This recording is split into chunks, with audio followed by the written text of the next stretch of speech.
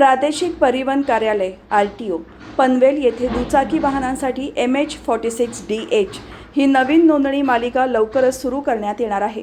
आकर्षक आणि पसंतीचे नोंदणी क्रमांक मिळवू इच्छिणाऱ्या वाहनधारकांनी विहित शुल्कासह अर्ज सादर करण्याचे आवाहन सहाय्यक प्रादेशिक परिवहन अधिकाऱ्यांनी केले आहे।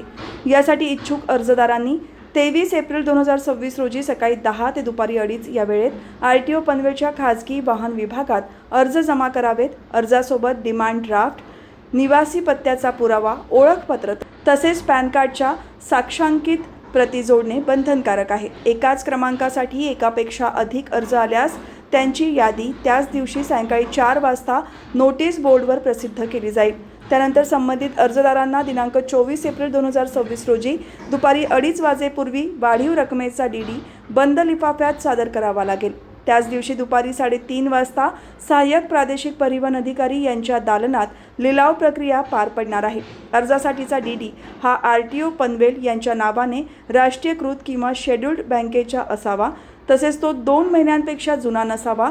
विहित शुल्कापेक्षा कमी रकमेचे किंवा नियमबाह्य अर्ज बाद केले जातील। राखीव रक्कम 180 दिवसांच्या आत वाहन नोंदणीसाठी वापरली नाही तर तो आपोआप रद्द होईल। तसेच एकदा भरलेली फी परत मिळणार नाही। अधिक माहितीसाठी https:/fancy.parivahan.government.in या संकेतस्थळाला भेट देण्याचे आवाहन करण्यात आले आहे।